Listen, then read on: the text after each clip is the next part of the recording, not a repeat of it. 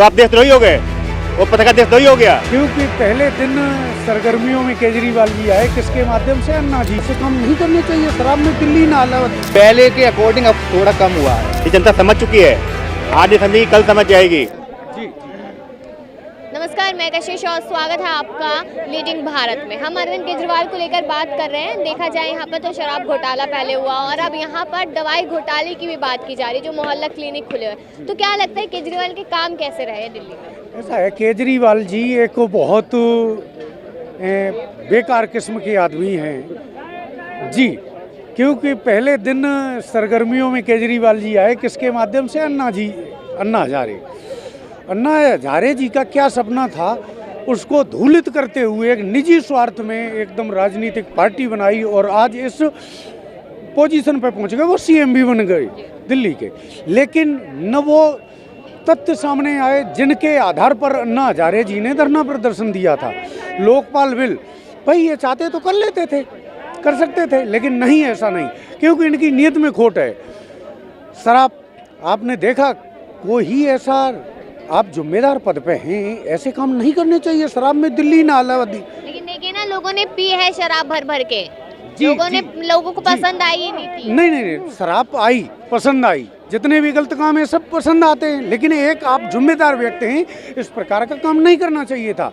और फिर आज दवाई में भी आ रहा है निकल के। देखिए, 2 मंत्री आपके, स्वास्थ्य मंत्री वो जेल में हैं, आपके उप मुख्यमंत्री वो जेल में हैं, और आपको 3 ईडी ने सम्मन भेज रखे, चौथा फिर वो आप जा नहीं रहे। भाई मैं पाक साहब हूँ, मुझे कोई पुलिस स्टेशन में बुलाया जाए या कहीं डीएम ऑफिस से फ़ोन आ जाए कि आपको आना है और कुछ बात करनी है, तो मैं तो दिल खोल के चला जाऊँगा, बात करूँगा। भाई जो पूछेंगे मैं जवाब दूंगा उसका। और जब मैं चोर हूँ तो जाने में हिम्मत नहीं पड़ेगी। तो वही केजरीवाल जी का मुख्यमंत्री है वो दिल्ली के, ऐसे कैसे चले जाएंगे ईडी के समन पे? कोई आम नेता थोड़ी है। मुख्यमंत्री हैं तो क्या हैं भाई, मुख्यमंत्री एक आम पब्लिक नहीं बनाए, और जो रूल्स, जो संविधान के नियम हैं वो सब पर लागू होते हैं। चाहे प्रधानमंत्री, चाहे राष्ट्रपति हो, सब पर नियम लागू होते हैं। जैसे कोई एजेंसी बुला रही है तो उनको जाना चाहिए, क्यों नहीं जाना चाहिए? मुख्यमंत्री इसलिए, ऐसा नहीं। केजरीवाल कैसे लगते हैं? बता दो, तुम दिल्ली रहते हो? दिल्ली से नहीं कहाँ से है, हैं? हम लोग हैं यूपी। यूपी से हैं। तो योगी जी कैसे लगते हैं, बताओ? योगी जी बेटर है हमारे उधर। अच्छा, बेटर है। क्यों, ऐसा क्या कमाल कर दिया योगी जी ने? योगी जी ने कानून व्यवस्था बहुत अच्छी है। नाइट में आप महिलाएं कहीं भी जा सकती हैं, कोई उनको रोक टोक नहीं हो सकती है, और जो है काफ़ी अच्छा काम किया उनने। पहले अभी भी ना जो रिकॉर्ड है, ठीक है, सीएजी की रिपोर्ट है, एनएमएफ की रिपोर्ट है, साफ तौर पे कहा जा रहा है यूपी अभी भी बलात्कारों में नंबर 1 पे ही है। नहीं है, पहले के अकॉर्डिंग अब थोड़ा कम हुआ है। पहले ज़्यादा थी। पहले क्या होता था, नाइट को जो लेडीज होती थी बाहर नहीं जा पाती थी। अब नाइट को लेडीज कहीं भी जा सकती हैं, सोने चांदी कुछ भी पहन के, कोई रोक टोक नहीं है अब।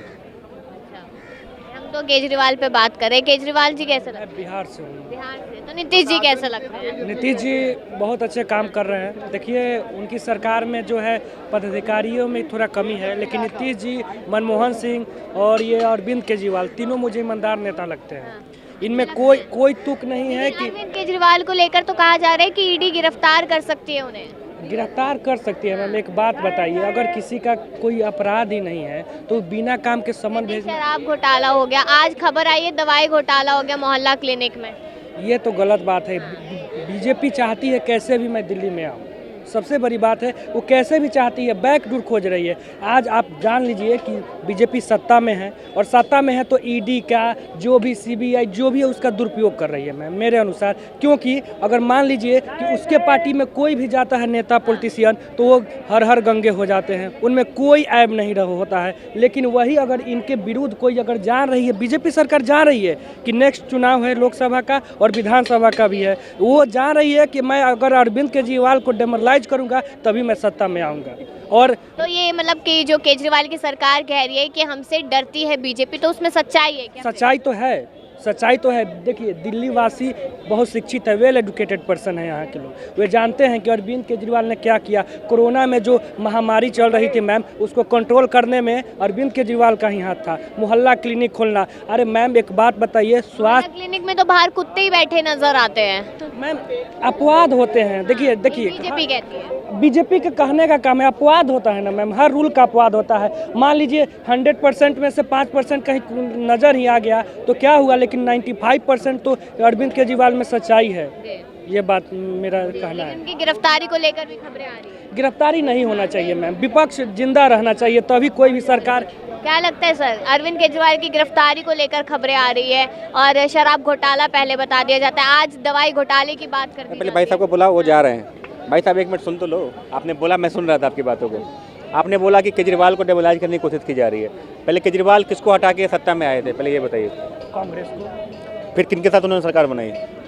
सरकार तो फिर कुछ दिन के लिए कांग्रेस के साथ बनाई, लेकिन फिर री इलेक्शन हुआ तो उन्हीं की सरकार बनी। ठीक है, मान लेते हैं उन्हीं की सरकार बनी, पहली गलती उन्होंने बनाई, अब मानते हो इस बात को? दूसरा लीकर पॉलिसी दिल्ली के अंदर, क्या आप इसको सही मानते हो?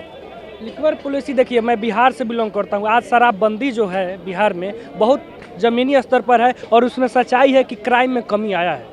यहाँ जो लिक्विड जो शराबबंदी के लिए उनको मनीष सिसोदिया भी उसी में गए और अरविंद केजरीवाल भी उसी में। वो शराबबंदी के लिए नहीं गए हैं, वो शराब को बढ़ावा देने के लिए गए हैं। मैं यहाँ तो एक और बात है ना, केंद्र शासित प्रदेश ना है ये सर, केंद्र शासित प्रदेश है तो केंद्र के हाथों में भी बहुत सारे सत्ता होती है। ऐसी बातें कर रहे हैं। देखिए, एक ऐसा ये राज्य है दिल्ली जहाँ पे मुख्यमंत्री के हाथों में एक भी मिनिस्ट्री नहीं है। साइन मनीष सिसोदिया करता है, जेल सिसोदिया जी गए हैं। क्यों गए?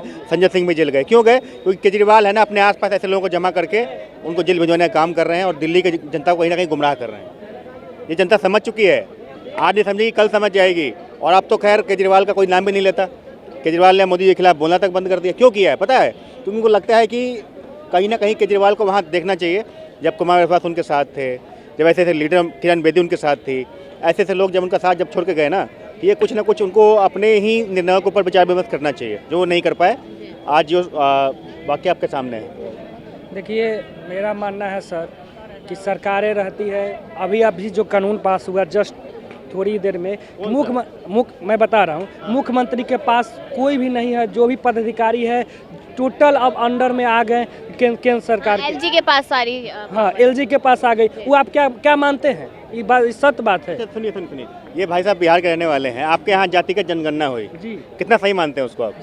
देखिए सर, एक और बात, जातिगत जनगणना एक तरह से मैं 100% सपोर्ट करता हूँ। नहीं, कैसे, क्या फायदा हुआ देश को? फायदा देश को नहीं। पहले एक बात जान लीजिए, आप आरक्षण मूवी देख लीजिए, जो भी जातिगत जो पिछड़े और हाशिए पर है उनको उत्थान के लिए क्या करना चाहिए? हमको एक बात बताइए। कौन से लोग हाशिए पे हैं, क्या कहना चाहते हैं आप? हाशिए पर पिछड़े हैं। आज एक बार आप और हम आप और हम जी, एक मिनट, वो कौन से लोग हैं?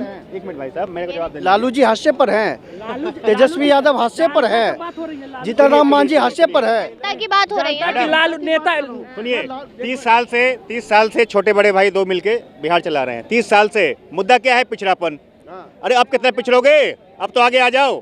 सवाल यही करता है जनता, यही सवाल करते हैं देश। अब कितने पिछड़ोगे? जातिगत लाली जी को बिहार में शासन करते हुए कितना टाइम हो गया आप बताएं? 90 से कर रहे हैं। तो अब तक क्या हुआ? देखिए क्या हुआ सरकार, मैं ये नहीं, मैं न मैं लालू भक्त हूँ, मेरी बात समझ लीजिए, न मैं लालू भक्त हूँ न नीतीश भक्त हूँ। एक बात जान लीजिए, सबसे बड़ी बात है कि अगर जाति जनगणना हुआ, जाति जनगणना का सीधा मायने है कि जो भी पिछड़े हैं उनको उन्हें तक सरकार की योजना नहीं पहुँच रही है, तो उसको पहुँचाने का मेन मकसद। मैं तो सच्चाई, जब लालू यादव बिहार में जब पूर्ण बहुमत से आए थे, ये घटना है 95 to 2000, ठीक है ना? वहाँ एक डीएम, एक बिहार सरकार का एक जो वहाँ पे जिसका मतलब पोस्टिंग पड़ा था, वो अपनी वाइफ की इज्जत को नहीं बचा पाया। और ये लालू यादव की पार्टी के, ये मृत्युंजय यादव नाम ले रहा सामने से मैं, उसने ऐसा उनको मतलब वो किया, उनकी फैमिली के साथ एक आईएएस अपना न्याय की लड़ाई नहीं लड़ पाया। ये है जंगल राज, ये है लालू यादव। और सुनिए, ये मनीष कश्यप, कोर्ट ने क्यों बरी कर दिया उनको? क्यों किया? अब बताइए, एनएसए कहाँ लगाया जाता है? आतंकवादियों के ऊपर, देशद्रोहियों के ऊपर। एक पत्रकार ने आपसे सवाल पूछ लिया तो आप देशद्रोही हो गए, वो पत्रकार देशद्रोही हो गया। ये कौन मानता है? ये सरकार ऐसी है ना जो ऐसे लोगों के मतलब खिलाफ कार्रवाई कर रही है, जो उनके विरोध में बातें करते हैं। उन्होंने कल बयान दिया है कि मैंने बीजेपी शासित प्रदेशों के बारे में भी सवाल पूछा। योगी जी के राज्य में, गृह राज्य गोरखपुर में जाके वहाँ के शिक्षकों के मतलब खिलाफ सवाल पूछा, तब बीजेपी ने कोई ऐसा काम नहीं किया। लेकिन ये लालू प्रसाद यादव, वहाँ एक सवाल पूछना और वो पुल गिर गया, उसने जो बताया वो काम हो गया, और उस बंदे के खिलाफ इन्होंने एनएसए लगाया। ठीक है ना? तो ये जो कार्रवाई हो रही है ना, ये जंगलराज का एक प्रतीक है। इसका विरोध होना चाहिए और देश के कोने कोने से होना चाहिए। तमाम लोगों ने राय दी है अपनी अलग अलग मुद्दों को लेकर, वो योगी राज हो या फिर यहाँ पर मनीष कश्यप को लेकर हो। तो आप लोग अपनी राय ज़रूर दीजिएगा कि आप लोग क्या समझते हैं कि क्या देश में सच में तानाशाही है, क्योंकि अरविंद केजरीवाल भी लगातार एक के बाद एक मामलों में फंसते नजर आ रहे हैं। तमाम खबरों के लिए देखते रहिए लीडिंग भारत।